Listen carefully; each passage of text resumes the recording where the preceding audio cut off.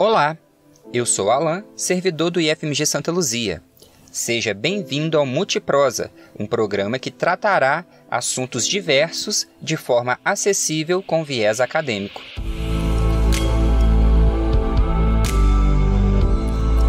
Iniciaremos a série Educação, Saúde e Trabalho em um conjunto de podcasts que relacionará a pandemia do novo coronavírus com as situações que nos afetam cotidianamente, ao mesmo tempo que apresenta uma visão histórica sobre cada uma delas.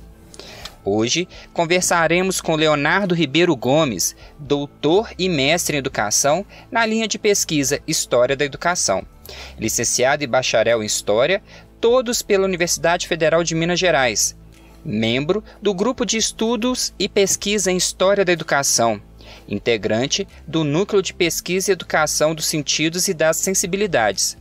Já atuou como professor de História no ensino básico, tanto na rede pública quanto na privada. Atualmente é servidor do Instituto Federal de Educação, Ciência e Tecnologia de Minas Gerais e FMG Campus Santa Luzia. Já agradeço o pesquisador Leonardo por aceitar o convite para falar conosco. E gostaria que o senhor desse um panorama da educação hoje em meio à pandemia. Olá a todos.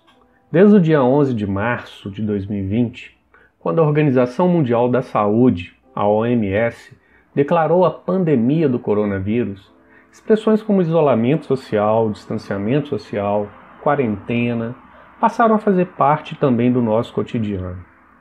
Esse tempo tem sido de muitas incertezas, medos, angústias e sofrimento. O número de pessoas contaminadas está crescendo ainda, bem como o número de mortes devido a essa doença. Por outro lado, há aqueles que negam a realidade, negam a ciência e as recomendações da própria OMS. Por outro lado, a frase "fique em casa" passou a ser uma recomendação, ou melhor, passou a ser uma máxima para não colapsar os sistemas de saúde. Os impactos na economia, os impactos na vida de cada uma das pessoas, as mudanças operadas nas formas de convivência, a vida familiar e, claro, a educação, todas as dimensões que nos compõem já sofreram consequências. Os debates estão acalorados e posições contrárias povoam as redes sociais. Uns olham para apenas as consequências da economia, outros para a saúde. Imprensa, políticos, artistas, intelectuais, cientistas, trabalhadores, os desempregados, especialistas de todos os tipos, todos comentam sobre a atual doença, a Covid-19, que assola o mundo. Como não poderia ser diferente, a vida escolar e a educação no geral estão sendo impactadas profundamente. E as angústias e incertezas presentes nas outras dimensões da vida também se fazem presentes quando pensamos sobre como a formação das próximas gerações está sendo afetada nesses tempos. É possível termos uma ideia do que será da educação após a pandemia da Covid-19? Diria que qualquer exercício de futurologia nesse momento é muito arriscado. Seria a maior crise já observada com efeitos sobre os sistemas educacionais? Quais impactos seriam esses em curto e médio prazo? Ainda é muito cedo para qualquer resposta no sentido do tamanho dessa crise. Mas os impactos, sim, já são alguns observados. Um tema que surgiu muito forte é o da migração para os meios digitais dos conteúdos que eram anteriormente ministrados exclusivamente nas escolas. Mas um fato é claro: hoje temos no mundo cerca de 1,4 bilhões de estudantes sem aulas presenciais, segundo os dados da própria Unesco. No Brasil, são cerca de 55 milhões de estudantes sem frequentar as escolas, as faculdades, as universidades.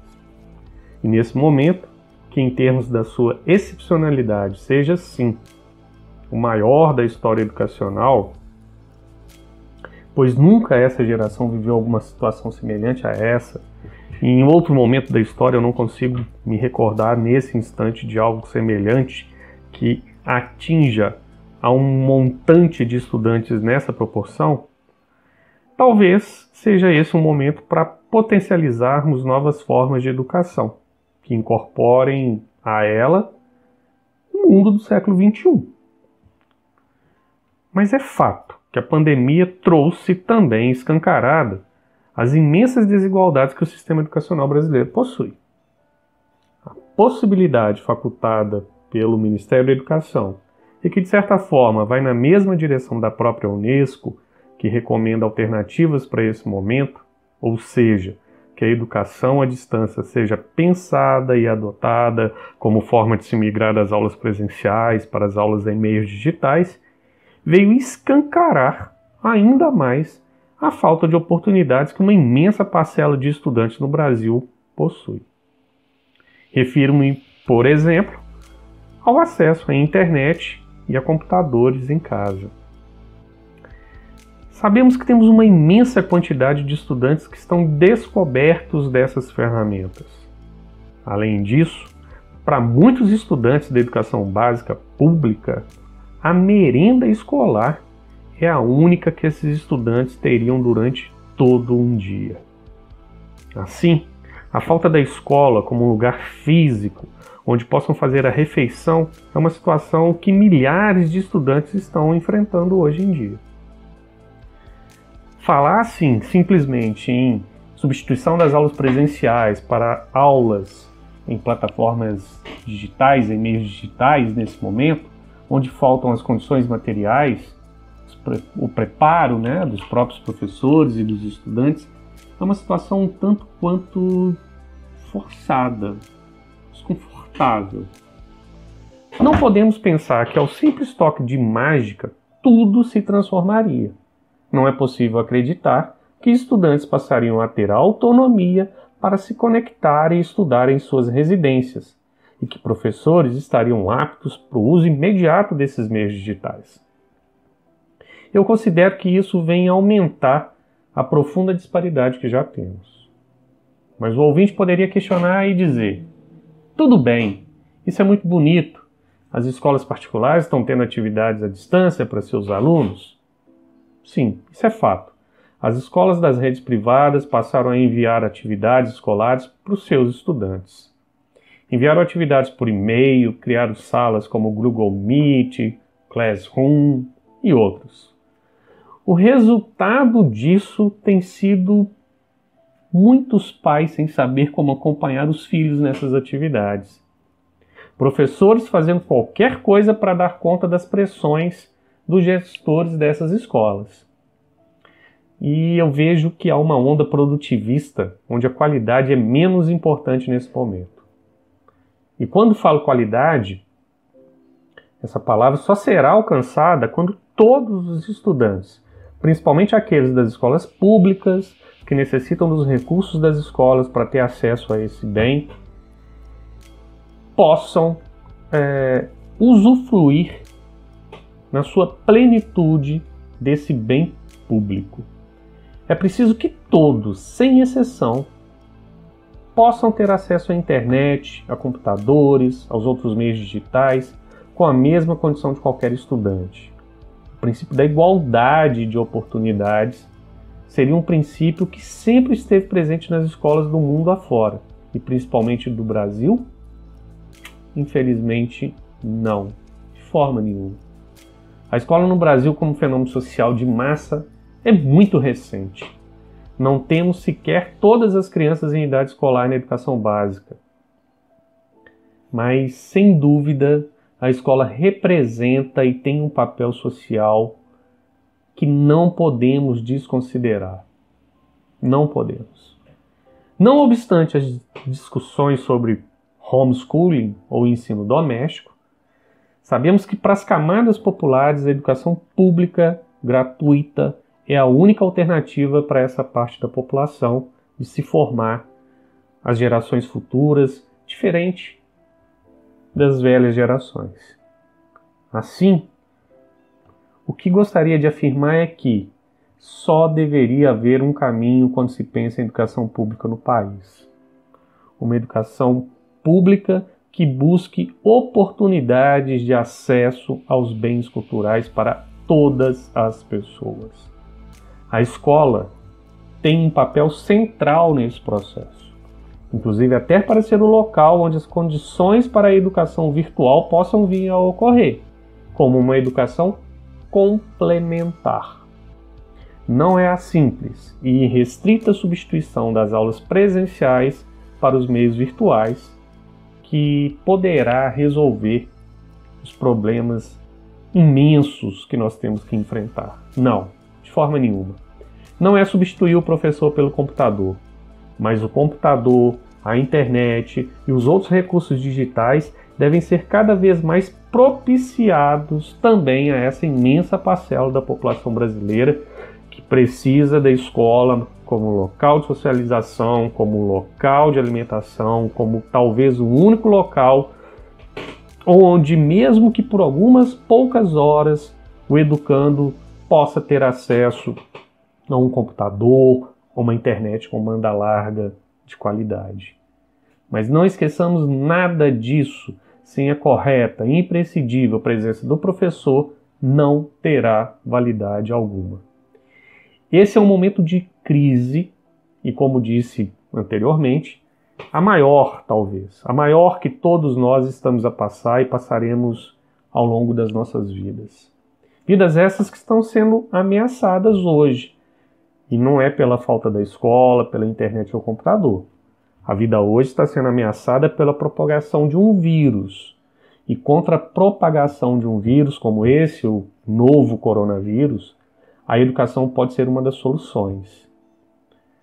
Nossos institutos, nossas universidades, onde se faz de fato pesquisa, ensino e extensão, estão nesse momento estudando, pesquisando, atuando para que nosso futuro possa existir. Assim, preservar a vida nesse momento é o principal objetivo que todos nós deveríamos ter. O calendário escolar, as formas presenciais ou à distância serão em tempo discutidas e as respostas dadas. E se esse momento, de fato, representar a maior crise da educação, a maior crise que o mundo já passou em termos de uma pandemia, a educação pode ser modificada e certamente será, mas não sabemos como. Esperamos que para uma forma mais democrática e uma forma que leve a todos as mesmas oportunidades. Você poderia citar outros momentos que impactaram a vida escolar, com a interrupção das atividades ou mudanças de calendário, por exemplo? Sim, claro. Mas um primeiro destaque que eu gostaria de fazer é que a escola, como uma instituição com os pés fincados em seu tempo, não pode ser colocada como se um mundo à parte fosse. Assim, ao longo da história, inúmeros momentos marcados por tragédias naturais, conflitos armados, de doenças espalhadas, como essa que estamos vivenciando agora, né, da Covid-19, impactaram profundamente a vida escolar. Posso citar, por exemplo, um caso que me vem à mente agora, de Belo Horizonte, de uma conhecida instituição, né, uma importante instituição da capital mineira, o Colégio Arnaldo, fundado por padres alemães. Durante a Primeira Guerra Mundial, né, no final de 1917, o Brasil já tinha declarado guerra à Alemanha, esse colégio foi invadido por um professor e cerca de 400 estudantes de medicina que acreditavam ser ali naquele colégio um núcleo do Reich alemão, do Império Alemão. A escola fechou por alguns meses, né? Os padres tiveram que se esconder, alguns foram embora de Belo Horizonte. E logo em seguida, né, logo depois da sua reabertura, teve que fechar novamente, devido à chamada gripe espanhola, já no ano de 1918. Aliás, a gripe espanhola, né, que chega ao Brasil em 1918, atingiu em cheio o sistema educacional brasileiro também. Vamos pensar no cenário do Rio de Janeiro, que era a capital federal na época. O impacto lá foi profundo, muito maior, obviamente, do que aqui em Minas Gerais, em Belo Horizonte, em outras capitais. Na época, o presidente interino era Delfim Moreira. Na verdade, ele era o vice-presidente, mas o presidente Rodrigues Alves, que havia sido reeleito, não tinha tomado posse ainda e estava acamado, uma vez que ele havia contraído a gripe espanhola, doença que o vitimou, inclusive no início de 1919. Então, o presidente interino, Delfim Moreira, promulgou um decreto, esse decreto é o de número 3.603, ele foi do dia 11 de dezembro de 1918, veja, determinava a aprovação de todos os estudantes no Brasil devido à gripe espanhola. E esses estudantes não teriam a necessidade de fazer os exames finais. Então esse já é um exemplo que eu posso rememorar acerca desse impacto, né, de interrupção das atividades e mudança mesmo na vida escolar, esse do ano de 1918. Mais recentemente, poderíamos lembrar também da epidemia do H1N1, vírus que causa a influenza A, também conhecida como a gripe suína.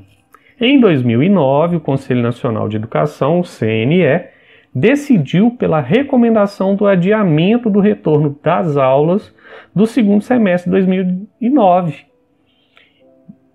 e que fossem mantidos, mesmo assim, os 200 dias letivos, conforme rege a Lei de Diretriz e Base da Educação Nacional, a LDB. Naquela ocasião, cerca de 10 milhões de estudantes no Brasil tiveram retorno às aulas atrasadas em 2 ou 4 semanas. E atualmente o governo federal baixou uma medida provisória, a de número 934, agora no mês de abril de 2020, que em virtude da emergência por causa do novo coronavírus, as escolas no Brasil estão dispensadas de cumprirem a obrigatoriedade dos 200 dias letivos, apesar que estão obrigadas a manter as 800 horas de carga horária mínima atual de aulas. Então, são 3 exemplos diferentes no tempo, mas que mostram como que a escola foi impactada por momentos como esse, momentos de grande excepcionalidade que estamos a viver. Mas por quê? De fato, as escolas estão paradas? Na verdade, a escola parada é apenas uma dimensão desse momento excepcional que estamos vivendo. Outras instituições também paralisaram suas atividades. A economia foi impactada, os esportes, o lazer, enfim. De alguma maneira, todas as pessoas foram afetadas pela pandemia do novo coronavírus. Veja, no início dessa conversa eu falei sobre o isolamento social, distanciamento, quarentena. São temas diferentes, apesar de terem todos eles o mesmo fundo, ou seja, evitar a contaminação ou a proliferação do vírus. Sabemos que o novo coronavírus é transmitido através das gotículas que emitimos ao falarmos, respirarmos, ou seja, o contato é de pessoa para pessoa. Por isso a necessidade de distanciamento, de isolamento. Imagine em uma escola. Nesse ambiente, o ambiente escolar, mesmo com toda a preocupação que se tem com a edificação dos espaços escolares, e isso vem seguindo os preceitos da arquitetura, da engenharia, para se constituir ambientes mais arejados, com maior circulação de ar, de luz, o conforto térmico adequado. É inimaginável pensar que 35, 40, 50 pessoas juntas durante várias horas em uma mesma sala não poderiam se contaminar. E repito, essa contaminação se daria pelo simples contato de uma pessoa com a outra. Vamos imaginar, por exemplo, um momento de recreio escolar, aquele tanto de crianças, jovens, se alimentando, depois correndo, brincando, ou simplesmente conversando. É um prato cheio para a disseminação do vírus. Não podemos esquecer que em muitas das escolas as condições mínimas de higiene não são observadas.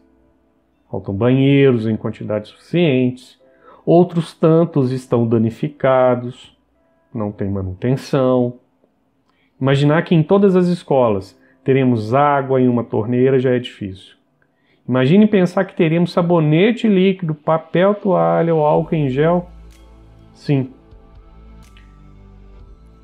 As recomendações são no sentido de que lavem as mãos. Todos lavem as mãos. É essa a principal recomendação, além do distanciamento e isolamento social. Usem álcool em gel. Mas é preciso que todos tenham as condições para isso. Todas as escolas deveriam ter sabonete, álcool em gel.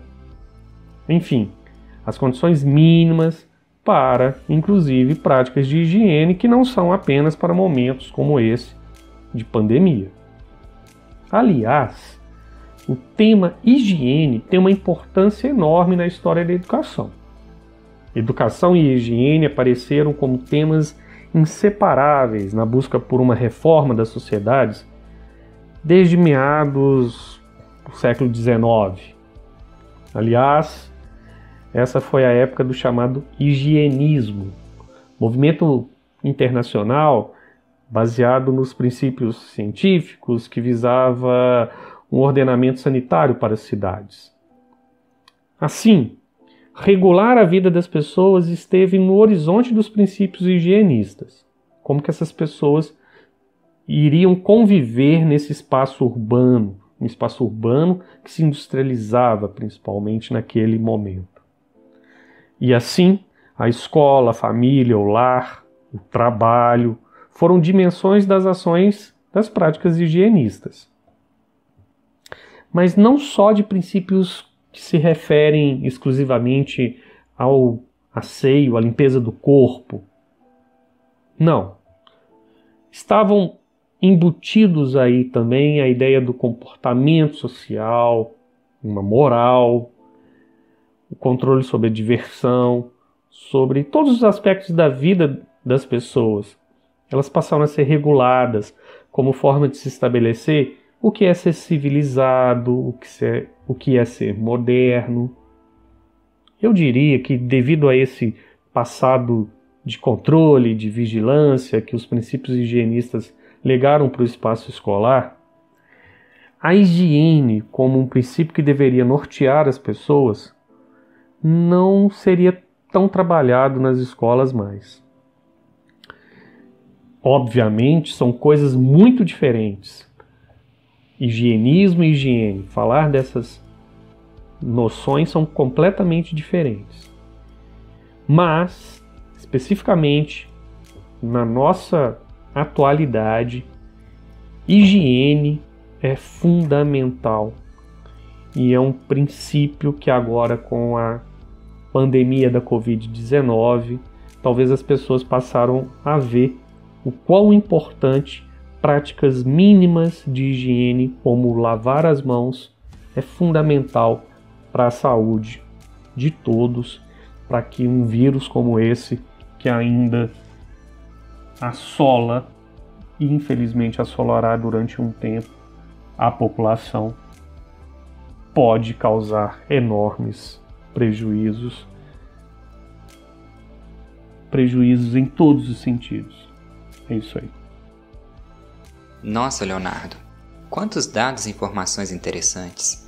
Muito obrigado por compartilhá-las conosco e deixar registrado o seu olhar de historiador. Essa visão geral das pandemias, com uma temática sobre educação, possibilitará uma reflexão sobre o futuro e ter a certeza que ações e atitudes deverão ser repensadas em nossa sociedade. Além disso, já fico imaginando como será o próximo episódio que abordará a questão do trabalho. Um abraço a todos e até o próximo Multiprosa.